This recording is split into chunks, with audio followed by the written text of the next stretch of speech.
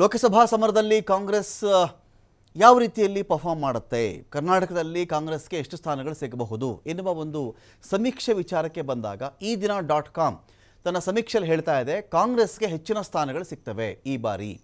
ಈಗಿರತಕ್ಕಂಥ trend ಈ ದಿನ .com survey ಇದೆಯಲ್ಲ, ಕಳೆದ ವಿಧಾನಸಭಾ ಚುನಾವಣೆ ಟೈಮ್ನಲ್ಲಿಯೂ ಕೂಡ ಇದೇ ಈ ದಿನ .com ಒಂದು ಸರ್ವೆಯನ್ನು ಕೊಟ್ಟಿತ್ತು, ನಿಖರ ಸರ್ವೆಯನ್ನು ಈ ದಿನ .com ಕೊಟ್ಟಿತ್ತು ಅವತ್ತಿಗೆ.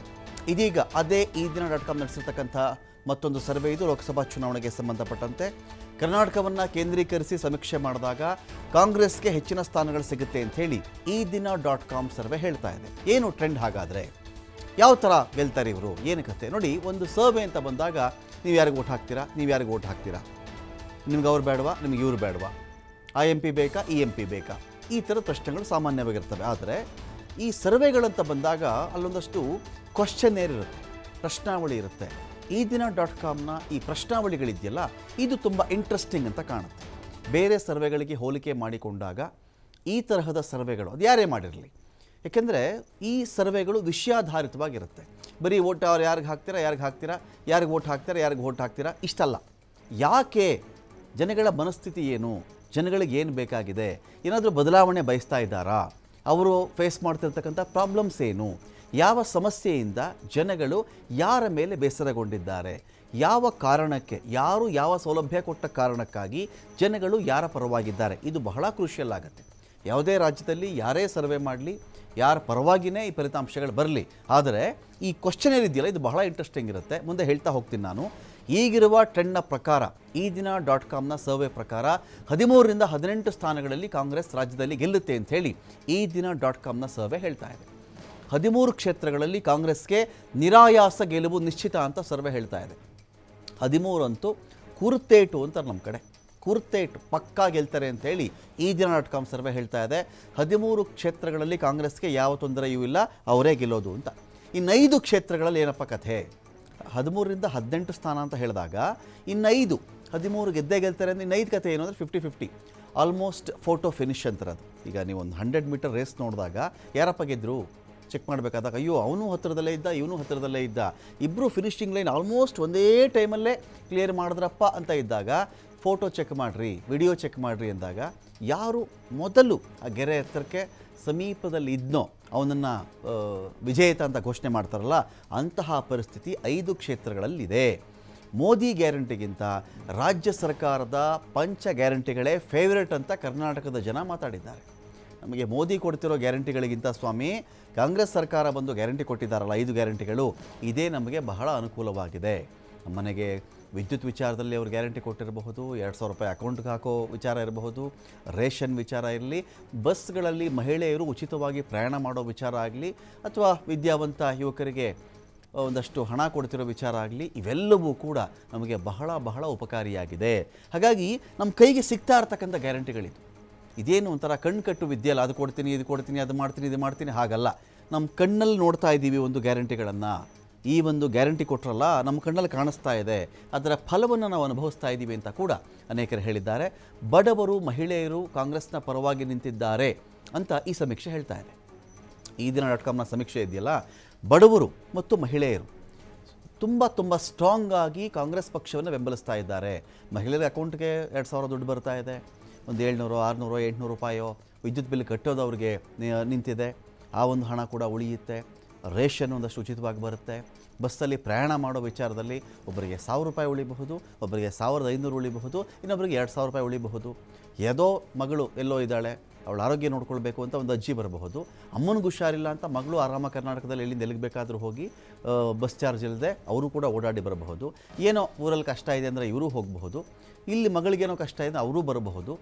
ಈ ರೀತಿ ಒಂದು ಓಡಾಟ. ನೌಕರ ವರ್ಗ, ಕೆಲವು ಕೂಲಿ ಮಾಡೋರಿಗೆ ಬಸ್ ಚಾರ್ಜು ಕಷ್ಟ ಆಗ್ತಿತ್ತೇನೋ, ಅವ್ರಿಗೂ 1,000 ರೂಪಾಯಿ ಉಳಿಯುತ್ತೆ, 2,000 ರೂಪಾಯಿ ಉಳಿಯುತ್ತೆ. ಈ ತರಹದ ಯೋಜನೆಗಳ ಕಾರಣದಿಂದಾಗಿ ಬಡವರು ಮತ್ತು ಮಹಿಳೆಯರು ಕಾಂಗ್ರೆಸ್ ಪರವಾಗಿ ನಿಂತ್ಕೊಂಡಿದ್ದಾರೆ ಅಂತ ಈ ಸಮೀಕ್ಷೆ ಹೇಳ್ತಾ ಇದೆ. ಗ್ಯಾರಂಟಿಗಳ ವಿಚಾರದಲ್ಲೂ ಎಸ್ ಅಂತ ಹೇಳಿದ್ದಾರೆ, ಬಡವರ ಪರವಾಗೂ ಇದೆ, ಮಹಿಳೆಯರ ಪರವಾಗೂ ಇದೆ ಅನ್ನೋದು ಕೂಡ ಈ ಸರ್ವೆಯಲ್ಲಿ ಕಂಡು ಬಂದಿರುವಂತಹ ಅಂಶಗಳು. ಸ್ಯಾಂಪಲ್ ಸೈಜ್ ಅಂತಾರೆ ಅದನ್ನು. 1000 ಜನ ಇದ್ದರೆ, ಒಂದು 10 ಲಕ್ಷ ಜನ ಇದ್ದರೆ 10 ಲಕ್ಷ ಜನನು ಮಾತನಾಡಿಸ್ಬೇಕು ಅಂತೇನಿಲ್ಲ. ಅದರ ಒಂದಷ್ಟು ಜನ ಸ್ಯಾಂಪಲ್ 1000ನೋ 2000ನೋ 3000ನೋ 4000ನೋ ಆ ಜನಗಳನ್ನ ಮಾತನಾಡಿಸಿದಾಗ ಬಂದಿರತಕ್ಕಂಥ ಅಭಿಪ್ರಾಯ ಇದು. ಇದನ್ನು ಹೇಗೆ ಅಂತ ಹೇಳಿದ್ರೆ, ಅನ್ನ ಬೆಂದಿದೆ ಅಂತ ನೋಡೋಕ್ಕೆ ಇಡೀ ಎಲ್ಲ ಅನ್ನವನ್ನೂ ನಾವು ಚೆಕ್ ಮಾಡಿಬಿಡಲ್ಲ, ಪಾತ್ರೆ ತುಂಬ ಇರುವಂಥದ್ದು 1 ಅಗಳು 2 ಅಗಳು ನೋಡಿದ್ರೆ ಸಾಕು ಅಂತಾರಲ್ಲ, ಆ ಲೆಕ್ಕಾಚಾರದ ಮೇಲೆ ಇಂಥ ಸರ್ವೆಗಳಾಗ್ತವೆ. 2023ರ ವಿಧಾನಸಭಾ ಚುನಾವಣೆಯ ಖಡಕ್ ಭವಿಷ್ಯವನ್ನು ಈ ದಿನ .com ನುಡಿದಿತ್ತು. ವಿಧಾನಸಭಾ ಚುನಾವಣೆಯಲ್ಲಿ 130ರಿಂದ 136 ಸ್ಥಾನ ಬರುತ್ತೆ ಅಂತ ಹೇಳಿ ಇದೇ ಸರ್ವೆ ಹೇಳಿತ್ತು. ಈಗ ಅದೇ ಸರ್ವೆ ಮತ್ತೆ ಹೇಳ್ತಾ ಇದೆ 13ರಿಂದ 18 ಸ್ಥಾನ ಕರ್ನಾಟಕದಲ್ಲಿ ಕಾಂಗ್ರೆಸ್ನ ಪಾಲಾಗುತ್ತೆ ಅಂತ ಸರ್ವೆ ಹೇಳ್ತಾ ಇದೆ. ಹಾಗಾದರೆ ಈ ಸಮೀಕ್ಷೆ ಪ್ರಕಾರ ಯಾವ ರೀತಿ ಲಪ ಇದು ನಡೆದಿದೆ? 13ರಿಂದ 18 ಸ್ಥಾನ ಕಾಂಗ್ರೆಸ್ಗೆ ಅಂತ. ಹಾಗಾದರೆ ಬಿ ಜೆ ಪಿಗೆ ಎಷ್ಟು? ಬಿ ಜೆ ಪಿ JDS ಮೈತ್ರಿ ಇದೆಯಲ್ಲ, 10ರಿಂದ 13 ಸ್ಥಾನಗಳು ಇವರಿಗೆ ಬರಬಹುದು ಅಂತ ಅಂದಾಜು. 13ರಿಂದ 18 ಕಾಂಗ್ರೆಸ್ಗೆ ಕೊಟ್ಟಿದೆ ಈ ಸಮೀಕ್ಷೆ. 10ರಿಂದ 13 ಸ್ಥಾನಗಳನ್ನು ಇದೇ ಈ ದಿನ .comನ ಸರ್ವೆ BJP JDS ಮೈತ್ರಿಗೆ ಇಲ್ಲಿ ಕೊಡ್ತಾ ಇದೆ. ಏನು ಹೇಳುತ್ತೆ ಇದು? ಏನು ಹೇಳುತ್ತೆ ಈ ಸರ್ವೆ? ನಾವು ಚೆಕ್ ಮಾಡ್ಕೊಂಡು ಬಂದಾಗ ಈ ಸರ್ವೆಯಲ್ಲಿರ್ತಕ್ಕಂಥ ಇಂಪಾರ್ಟೆಂಟ್ ಪಾಯಿಂಟ್ಗಳು, ಇಲ್ಲಿ ಮತ ಹಂಚಿಕೆ ವಿಚಾರ ಅಂತ ಬಂದಾಗ BJP JDS ಮೈತ್ರಿಗೆ 10ರಿಂದ 13 ಸ್ಥಾನ ಸಿಗಬಹುದು. ಲೋಕಸಭಾ ಸಮರದಲ್ಲಿ ಮತಗಳ ಹಂಚಿಕೆ ವಿಚಾರದಲ್ಲಿ ಪರ್ಸೆಂಟೇಜ್ ನೋಡಿ, ಕಾಂಗ್ರೆಸ್ಗೆ ಲೋಕಸಭಾ ಸಮರದಲ್ಲಿ 46.41% ಮತಗಳ ಹಂಚಿಕೆ ಆಗಬಹುದು ಸರ್ವೆ ಹೇಳ್ತಾ ಇದೆ. ಇನ್ನು BJP JDSಗೆ ಎಷ್ಟಪ್ಪ? 44.27. ಸುಮಾರು 2%ಗಿಂತನೂ ಹೆಚ್ಚಿನ ವೋಟ್ ಸ್ವಿಂಗ್ ಇಲ್ಲಿದೆ. ಮತದಾರ ಕಾಂಗ್ರೆಸ್ ಕಡೆಗೆ ವೋಟ್ ಸ್ವಿಂಗ್, ಆ ಮತಗಳ ಹರಿವಿನ ಪ್ರಮಾಣ ಇರುತ್ತಲ್ಲ, ಅದು ಬದಲಾಗಿರೋ ಪ್ರಮಾಣ ಇದೆಯಲ್ಲ, ಅದು ಕಾಂಗ್ರೆಸ್ ಕಡೆಗೆ ಬರುತ್ತೆ ಅಂತ ಹೇಳಿ ಸರ್ವೆ ಹೇಳ್ತಾ ಇದೆ. 46.41% ಕಾಂಗ್ರೆಸ್ಗೆ ಬಂದರೆ BJP JDSಗೆ 44.27 ಇಬ್ಬರು ಸೇರಿಸಿ ಮತಗಳ ಹಂಚಿಕೆ ಆಗಬಹುದು ಅಂತ. ಕಳೆದ 2 ತಿಂಗಳಲ್ಲಿ 2ನೇ ಸಮೀಕ್ಷೆಯನ್ನು ಈ ದಿನ .com ಮಾಡಿದೆ. ಮೊದಲನೇ ಸಮೀಕ್ಷೆಯಲ್ಲಿ ಕಾಂಗ್ರೆಸ್ಗೆ 11, ಮೈತ್ರಿಕೂಟಕ್ಕೆ 10 ಬರುತ್ತೆ ಅಂತ ಮೊದಲ ಸಮೀಕ್ಷೆ ಹೇಳಿತ್ತು. ಈಗ ಟ್ರೆಂಡು ದಿನೇ ಬದಲಾಗ್ತಾ ಇರುತ್ತೆ. ಪ್ರಚಾರಗಳಾದಂತೆ, ರೋಡ್ ಶೋಗಳಾದಂತೆ, ಸಮಾವೇಶಗಳಾದಂತೆ, ಅಭ್ಯರ್ಥಿಗಳ ಲೆಕ್ಕಾಚಾರದ ಪ್ರಕಾರ ಬಂದಂತೆ, ಅಭ್ಯರ್ಥಿಗಳ ಒಡಕು ಅಥವಾ ಪಕ್ಷದ ಒಳೇಟುಗಳು, ಅಲ್ಲಿನ ಜಾತಿ ಲೆಕ್ಕಾಚಾರ, ಅಲ್ಲಿ ಕಂಡು ಬರ್ತಿರ್ತಕ್ಕಂಥ ಅಲೆ, ಇವೆಲ್ಲ ಲೆಕ್ಕಾಚಾರ ಹಾಕ್ತಾ ಬಂದಂತೆ ಇದು ಈ ರೀತಿ ಟ್ರೆಂಡ್ ಟುವರ್ಡ್ಸ್ ಕಾಂಗ್ರೆಸ್ ಅಂತ. 9 ಕ್ಷೇತ್ರಗಳಲ್ಲಿ ಕಾಂಗ್ರೆಸ್ಸು, 7 ಸ್ಥಾನಗಳಲ್ಲಿ ಮೈತ್ರಿಕೂಟ ಗೆಲ್ಲುವ ಸೂಚನೆ ಇತ್ತು. 12 ಕ್ಷೇತ್ರಗಳಲ್ಲಿ ಮೈತ್ರಿಕೂಟ ವರ್ಸಸ್ ಕಾಂಗ್ರೆಸ್ ನಡುವೆ ಜಿದ್ದಾಜಿದ್ದಿನ ಹೋರಾಟ ಇತ್ತು. ಜಿದ್ದಾಜಿದ್ದಿನ 12 ಕ್ಷೇತ್ರಗಳಲ್ಲಿ ಸದ್ಯ 5ರಲ್ಲಿ ಕಾಂಗ್ರೆಸ್ ಮುನ್ನಡೆಯಲ್ಲಿದೆ. ಇನ್ನೂ ಸರಿಯಾಗಿ ಜನರಿಗೆ ಒಂದು ಕಾಂಗ್ರೆಸ್ನ 25 ಭರವಸೆಗಳ ಪ್ರಣಾಳಿಕೆ ಇನ್ನೂ ಕೂಡ ತಲುಪಿಲ್ಲ.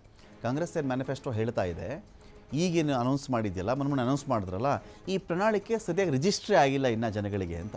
ಈ ಲೋಕಸಭಾ ಚುನಾವಣಾ ಪ್ರಣಾಳಿಕೆ ಇದು ಮ್ಯಾನಿಫೆಸ್ಟೋ ಅಂತ ಕರಿತೀವಲ್ವಾ, ಇದು ಜನಗಳ ಮನೆಗೆ ತಲುಪಿಲ್ಲ. ಅವ್ರನ್ನ ಕೇಳ್ತಾರೆ ಅವರು, ಏನ್ರಿ ಬಂತ ಕಾಂಗ್ರೆಸ್ ಪ್ರಣಾಳಿಕೆ ಏನು ಅಂತ ಗೊತ್ತಾ ನಿಮಗೆ? 24,000 ರೂಪಾಯಿ ಜೊತೆಗೆ ಮಹಿಳೆಯರಿಗೆ 1 ಲಕ್ಷ ರೂಪಾಯಿ ಹಾಕ್ತಾ ಇದ್ದಾರಂತೆ, ಗೊತ್ತಾ ನಿಮಗೆ ಅಂದಾಗ, ನಮಗಿದೇನು ಗೊತ್ತಿಲ್ವಲ್ಲ ಸ್ವಾಮಿ, ನಮಗೆ ಸರಿಯಾಗಿ ಇದು ಗೊತ್ತಾಗಲಿಲ್ವಲ್ಲ, ಅವ್ರು ಅನೌನ್ಸ್ ಮಾಡೋದು ನಮಗೆ ರೀಚ್ ಆಗಿಲ್ವಲ್ಲ ಅಂತ ಕೆಲವರು ಹೇಳ್ತಾ ಇದ್ದಾರೆ.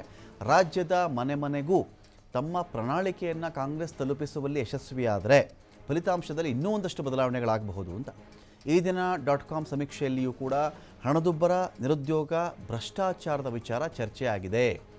ನಾನು ಆಗಲೇ ಹೇಳ್ತಾ ಇದ್ದೆ, ಸರ್ವೆ ಅಂದರೆ ನೀವು ಯಾರಿಗೆ ಓಟ್ ಹಾಕ್ತಾರೆ, ಯಾರಿಗೆ ಓಟ್ ಹಾಕ್ತಾರೆ, ಅವನು ಬೇಡ, ಇವನು ಬೇಡ, ಅವ್ರು ಬೇಡ, ಇವ್ರು ಬೇಡ, ಇಷ್ಟೇ ಅಲ್ಲ ವಿಷಯ. ಯಾಕೆ ಬೇಡ ಅಥವಾ ಯಾಕೆ ಬೇಕು ಅನ್ನೋದಿದೆಯಲ್ಲ, ಇದಕ್ಕೆ ಏನು ಕ್ವಶನ್ಗಳು ಬರ್ತವೆ? ಅಭಿವೃದ್ಧಿನ, ಜಾತಿ ರಾಜಕಾರಣನ, ಕೆಲಸ ಮಾಡಿಲ್ವಾ, ಗ್ಯಾರಂಟಿಗಳ, ಬಡತನನ, ಹಣದುಬ್ಬರನ, ನಿರುದ್ಯೋಗನ, ರೂಪಾಯಿ ಮರ್ಯಾದೆ ಹೋಗಿರೋದಾ, ಅಭಿವೃದ್ಧಿ ಆಗದೇ ಇರೋದಾ, ಜನಗಳಿಗೇನು ಸಿಗದೇ ಇರೋದಾ, ಈ ಥರದ್ದು ಬೇಕಾದಷ್ಟು ಪ್ರಶ್ನೆಗಳಿರ್ತವೆ. ರಾಜ್ಯದಲ್ಲಿ ಇಂಥ ಪ್ರಶ್ನೆಗಳ ಆಧಾರದ ಮೇಲೆ ಲೆಕ್ಕ ಹಾಕಿದಾಗ ಮೋದಿ ಅಲೆಗಿಂತ ಸಿದ್ದರಾಮಯ್ಯ ಜನಪ್ರಿಯತೆ ಜಾಸ್ತಿ ಕಾಣಿಸ್ಕೊಳ್ತಾ ಇದೆ ಅಂತ. ಲಾಸ್ಟ್ 10 ಇಯರ್ಸ್ ಅಪ್ಪ. ಈಗ ಏನಾಗುತ್ತೆ, ಒಂದು 10 ವರ್ಷಗಳ ಕಾಲವೋ, 15 ವರ್ಷಗಳ ಕಾಲವೋ, 20 ವರ್ಷಗಳ ಕಾಲವೋ ಒಬ್ಬರು ಆಳ್ವಿಕೆಯನ್ನು ಮಾಡಿದಾಗ ಅಲ್ಲಿ ಅತಿ ಮುಖ್ಯವಾಗಿ ಕಂಡುಬರೋದು ಏನು ಅಂತ ಹೇಳಿದ್ರೆ, ಅವರ ಕೆಲಸಗಳೇ ಅವರಿಗೆ ಮತಗಳಾಗಬೇಕು. ಅವ್ರು ಹೊಸ್ತಾ ಕೊಡೋ ಆಶ್ವಾಸನೆ ಇಲ್ಲ, ಭರವಸೆ ಕೊಡೋಕ್ಕೆ ಏನು ಉಳಿದಿರಲ್ಲ. ನಾನು ಮತ್ತೆ ಅದು ಮಾಡ್ತೀನಿ, ಮತ್ತೆ ಇದು ಮಾಡ್ತೀವಿ ಅಂದಾಗ 10 ವರ್ಷ ಏನಪ್ಪ ಮಾಡ್ತಿದ್ದೆ ಅಂತ ಕೇಳಿಬಿಡ್ತಾರೆ. MP-ಗಾದರೂ ಅಷ್ಟೇ, ಒಂದು ಸರ್ಕಾರಕ್ಕಾದರೂ ಅಷ್ಟೇ, ಏನಪ್ಪ ನೀನು ಕಡಿದು ಕಟ್ಟೆ ಹಾಕಿದ್ದು ಏನು 10 ವರ್ಷಗಳ ಕಾಲ ಅಂತ ಬರುತ್ತೆ. ಹಾಗಾಗಿ 10 ವರ್ಷಗಳ ಇವರ ಆಳ್ವಿಕೆ ವರ್ಸಸ್ ಒಂದು ಬದಲಾವಣೆ ಅಂತ ಜನ ಬಯಸೋದಾದರೆ, ಈ ಜನ ಸದ್ಯಕ್ಕೆ ಏನು ಬದಲಾವಣೆ ಬಯಸ್ತಾ ಇದ್ದಾರೆ? ಉದ್ಯೋಗದ ವಿಚಾರದಲ್ಲಿ, ಬೆಲೆ ಇಳಿಕೆ ವಿಚಾರದಲ್ಲಿ, ಗ್ಯಾಸೋ, ಪೆಟ್ರೋಲೋ, ಡೀಸೆಲ್ಲೋ, ತಮ್ಮ ದೈನಂದಿನ ಅಗತ್ಯಗಳ ವಿಚಾರದಲ್ಲಿ, ಒಂದು ಕಾಸ್ಟ್ ಆಫ್ ಲಿವಿಂಗ್ ಅಂತಾರಲ್ಲ, ಒಂದು ಜನ ಬದುಕುವುದಕ್ಕೆ ಬೇಕಿರತಕ್ಕಂತಹ ದರ, ಅದಕ್ಕೆ ಬದುಕುವುದಕ್ಕೆ ಅವರು ತೆತ್ತುವಂತಹ ದರ ಇದೆಯಲ್ಲ, ಇದು ಜಾಸ್ತಿ ಆಗ್ತಾ ಇದೆ. ಗೋಲ್ಡ್ ಆದರೂ ತಗೊಳ್ಳಿ, ನೀವು ಪೆಟ್ರೋಲ್ ಆದರೂ ತಗೊಳ್ಳಿ, ಡೀಸೆಲ್ ಆದರೂ ತಗೊಳ್ಳಿ, ವಿಪರೀತವಾಗಿ ಏರಿಕೆ ಆಗ್ತಿದೆಯಲ್ಲ, ಬೆಲೆ ಏರಿಕೆ ಆಗಲ್ಲ ಅಂತಲ್ಲ, ಅದಕ್ಕೊಂದು ಪ್ರಮಾಣ ಇರುತ್ತಲ್ಲ, ಅದರ ಬಗ್ಗೆ ಜನಗಳಿಗೆ ತೃಪ್ತಿ ಇದೆಯಾ ಇಂಥ ಪ್ರಶ್ನೆ ಬರ್ತವೆ. ಹೊಸದಾಗಿ ಇನ್ನೇನೋ ಆಶ್ವಾಸನೆ ಕೊಡ್ತೀನಿ ನಾನು, ಇನ್ನೊಂದು 5 ವರ್ಷಕ್ಕೆ ಇನ್ನೊಂದು ಕಥೆ ಹೇಳ್ತೀನಿ ಅಂದರೆ, ಅದಕ್ಕಿಂತ ಹೆಚ್ಚಾಗಿ ಈ ವ್ಯಕ್ತಿ ಅಥವಾ ಇವ್ರ ಸರ್ಕಾರ 10 ವರ್ಷಗಳಲ್ಲಿ ಏನು ಮಾಡ್ತು ಅನ್ನೋ ಮಾರ್ಕ್ಸ್ ಕಾರ್ಡ್ ಇರುತ್ತಲ್ಲ, ಈ ಮಾರ್ಕ್ಸ್ ಕಾರ್ಡ್ ಬಹಳ ಇಂಪಾರ್ಟೆಂಟು. ಜನ ನೋಡೋದು ಹೊಸದಾಗಿ ಇವರೇನೋ ಮ್ಯಾನಿಫೆಸ್ಟೋ ಬಿಡುಗಡೆ ಮಾಡಿದ್ರು ಅಂತಲ್ಲ, ಇವರು 10 ವರ್ಷಗಳಲ್ಲಿ ಒಂದೊಂದು ವರ್ಷಕ್ಕೂ ಏನೇನು ಹೇಳಿದರು, ಭ್ರಷ್ಟಾಚಾರ, ಕಪ್ಪು ಹಣ, note ban, ED, IT, CBI, ಉದ್ಯೋಗ ಅಥವಾ ನಿರುದ್ಯೋಗ, ಇಂಥ ಬೆಲೆ ಏರಿಕೆ, ಅದರ ಬಗ್ಗೆ ಇಳಿಸ್ತೀವಿ ಅಂತ ಹೇಳಿದ್ದು ಎಲ್ಲ, ಆಕಾಶನ ಕೈಲಿ ಇಳಿಸ್ತೀವಿ ಅಂತ ಏನೋ ಭರವಸೆ ಕೊಟ್ಟಿರ್ತಾರಲ್ಲ, ಇದು ಮಾಡಿದ್ರಾ ಅಂತ ಟಿಕ್ ಮಾಡ್ಕೊಂಡು ಬರ್ತಿರ್ತಾರೆ ಮಾಡಿದ್ರಾ ಅಂತ. ಅದು ಇವರಿಗೆ ಸಾಧನೆಯ ಕಾರ್ಡು ವರ್ಸಸ್ ಬೇರೆ ವಿರೋಧ ಪಕ್ಷಗಳ ಮ್ಯಾನಿಫೆಸ್ಟೋ ಅಥವಾ ಪ್ರಣಾಳಿಕೆಯನ್ನು ಚೆಕ್ ಮಾಡ್ಕೊಂಡು ಬರ್ತಾರೆ. ಕೇಂದ್ರ ಸರ್ಕಾರದ ಕಳೆದ 10 ವರ್ಷಗಳ ಸಾಧನೆ ಬಗ್ಗೆ ನಿಮಗೆ ತೃಪ್ತಿ ಇದೆಯಾ ಅಂತ ಕೇಳಿದಾಗ, ಇಲ್ಲಿ ತೃಪ್ತಿ ಇದೆ 49% ಜನ ಮಾತಾಡಿದ್ದಾರೆ. ಹೌದು, ನಮಗೆ ತೃಪ್ತಿ ಇದೆ ಅಂತ ಮಾತಾಡಿದ್ದಾರೆ. ತೃಪ್ತಿ ಇಲ್ಲ, ನನಗೇನು ತೃಪ್ತಿ ಇಲ್ಲಪ್ಪ 38.64% ಜನ ನನಗೆ ತೃಪ್ತಿ ಇಲ್ಲ ಅಂತ ಅವ್ರು ಹೇಳಿದ್ದಾರೆ. ಗೊತ್ತೇ ಇಲ್ಲ ನನಗೇನು ಕೇಳಬೇಡ್ರಪ್ಪ, ನನಗೇನು ಗೊತ್ತಾಗಲ್ಲ ಇದು 11.36% ಜನ ಅದನ್ನು ಹೇಳಿದ್ದಾರೆ. ಮೋದಿ ಸಿದ್ದರಾಮಯ್ಯ ಪೈಕಿ ಜನಪ್ರಿಯ ನಾಯಕ ಯಾರು ಅಂತ ಒಂದು ಪ್ರಶ್ನೆ ಕೇಳಿದ್ದಾರೆ. ನರೇಂದ್ರ ಮೋದಿ ನಮಗೆ 40.81% ಜನ ಹೇಳಿದ್ದಾರೆ, ನರೇಂದ್ರ ಮೋದಿ ನನಗೆ ಜನಪ್ರಿಯ ಅಂತ ಹೇಳಿದ್ದಾರೆ. ಹೌದಾ, ಹಾಗಾದರೆ ಸಿದ್ದರಾಮಯ್ಯನವರು ಅಂತ ಕೇಳಿದರೆ, ಸಿದ್ದರಾಮಯ್ಯನವರ ಪರವಾಗಿ 42.27% ಜನ ನಮಗೆ ಸಿದ್ದರಾಮಯ್ಯನವರೇ ಜನಪ್ರಿಯ, ಅವರೇ ನಮಗೆ ಇಷ್ಟ ಅಂತ ಅಲ್ಲಿ ಹೇಳಿದ್ದಾರೆ. ಇಬ್ಬರು ನನಗೆ ಮೋದಿನೂ ಇಷ್ಟ, ಸಿದ್ದರಾಮಯ್ಯನವರು ಇಷ್ಟ ಅಂತ ಹೇಳುವವರು 7.74% ಜನ ಇದ್ದಾರೆ. ಗೊತ್ತಿಲ್ಲಪ್ಪ, ಇದೇ ನಮ್ಗೆ ಕೇಳಬೇಡಿ, ಸುಮ್ಮನೆ ಯಾಕೆ, ಅವ್ರ ಕಡೆ ಅಂದರೆ ಒಂದು ಮಾತು ಬರುತ್ತೆ, ಇವ್ರ ಕಡೆ ಅಂದರೆ ಒಂದು ಮಾತು ಬರುತ್ತೆ, ನನಗೇನು ಬೇಡಪ್ಪ, ಇದರ ಗೊಡವೆ ನನಗೆ ಬೇಡ.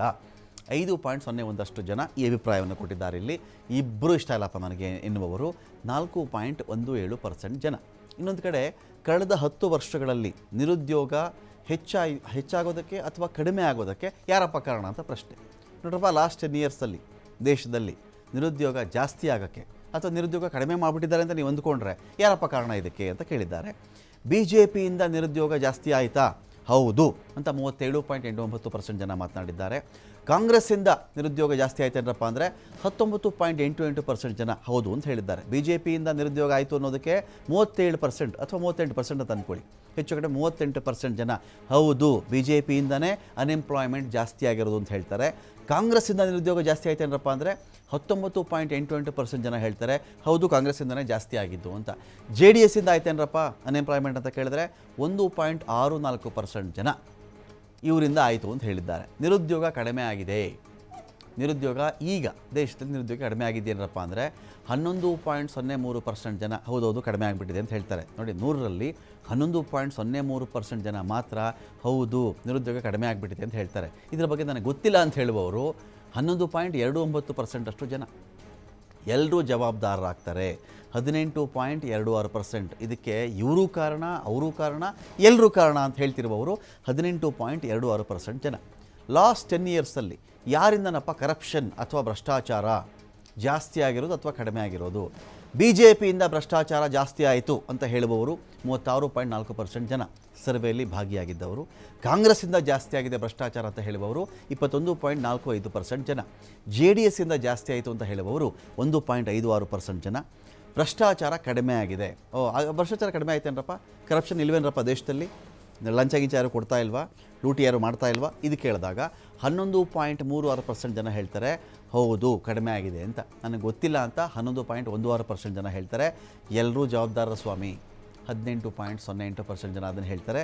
ಕೇಂದ್ರದಿಂದ ಅನುದಾನ ಹಂಚಿಕೆಯಲ್ಲಿ ತಾರತಮ್ಯ ಆಗ್ತಾ ಇದೆಯಾ? ಕರ್ನಾಟಕಕ್ಕೆ ಅನುದಾನ ಬರಬೇಕಲ್ವೇನ್ರಪ್ಪ ಕೇಂದ್ರದ ಕಡೆಯಿಂದ? ನಮ್ಮ ಪಾಲು ನಮಗೆ ಬರಬೇಕಲ್ವ? ಎಲ್ಲರೂ ದುಡಿದು ಕಷ್ಟಪಟ್ಟು GST, ಸರ್ಚಾರ್ಜು, ಸೆಸ್ಸು ಎಲ್ಲ ಕಟ್ತೀವಲ್ವ, ಲಕ್ಷ ಕೋಟಿಗಳ ಗಟ್ಟಲೆ. ಇದರಲ್ಲಿ ನಮಗೆ ವಾಪಸ್ ಕೊಡ್ತಾ ಇದ್ದಾರೇನಪ್ಪ ಸರಿಯಾಗಿ? ನಿಮಗೆ ಸಮಾಧಾನ ಇದೆಯಾ? ಬರ ಬಂತು ಪರಿಹಾರ ಕೊಡ್ತಾ ಇದ್ದಾರಾ? ಅನುದಾನ ಸರಿಯಾಗಿ ಹಂಚಿಕೆ ಆಗ್ತಾ ಇದೆಯಾ? ಈ ತರಹದ ಪ್ರಶ್ನಾವಳಿಗಳು ಬಂದಾಗ ಹೌದು ಸ್ವಾಮಿ ಇವರು ತುಂಬ ಮೋಸ ಮಾಡ್ತಾ ಇದ್ದಾರೆ ಕೇಂದ್ರದವರು ಅಂತ 41.87% ಜನ ಹೇಳ್ತಾ ಇದ್ದಾರೆ. ಅನುದಾನದಲ್ಲಿ ನಮ್ಮ ರಾಜ್ಯಕ್ಕೆ ಮೋಸ ಆಗಿದೆ ಅಂತ. ಇಲ್ಲ ಅನುದಾನದಲ್ಲಿ ಏನೂ ಮೋಸ ಆಗಿಲ್ಲ ಅಂತ 27.34% ಜನ ಹೇಳ್ತಾರೆ. ನನಗೆ ಇದ್ರ ಬಗ್ಗೆ ಗೊತ್ತಿಲ್ಲ ಅಂತ 30.8% ಜನ ಅದನ್ನು ಹೇಳ್ತಿದ್ದಾರೆ. ಇದು ನನಗೆ ಅರ್ಥ ಆಗಲ್ಲ ಈ ಸಬ್ಜೆಕ್ಟ್ ಅಂತ. ಕಳೆದ 10 ವರ್ಷಗಳಲ್ಲಿ ಇದು ಒಂದು ಕಡೆ, ಇಲ್ಲಿ ಇನ್ನೂ ಒಂದು ಕಡೆ ನೋಡಿ, ಈ ಒಂದು ಟೋಟಲಾಗಿ ನಾವು ಈ ಸರ್ವೆ ಲೆಕ್ಕ ಹಾಕೊಂಡಾಗ ಇಡೀ ವಿಚಾರಗಳಲ್ಲಿ ಬಹುತೇಕರು ಕೊಟ್ಟಿರ್ತಕ್ಕಂಥ ಅಭಿಪ್ರಾಯಗಳನ್ನು ನಿಮ್ಮ ಮುಂದೆ ಇಡ್ತಾ ಇದ್ದೀವಿ. ಓವರಾಲ್ ರಿಸಲ್ಟ್ ಏನು ಅಂತ ಹೇಳಿದ್ರೆ ಇದರದ್ದು 13ರಿಂದ 18 ಸೀಟ್ಗಳು ಕಾಂಗ್ರೆಸ್ಗೆ ರಾಜ್ಯದಲ್ಲಿ. ಉಳಿದ ಸೀಟ್ಗಳು 10ರಿಂದ 13 ಸೀಟ್ಗಳು ಯಾರಿಗೆ ಅಂತ ಕೇಳಿದಾಗ ಆ ಸೀಟ್ಗಳು BJP ಮತ್ತು JDSನ ಮೈತ್ರಿಗೆ ಅಂತ ಈ ಒಂದು ಸರ್ವೆ ಹೇಳ್ತಾ ಇದೆ.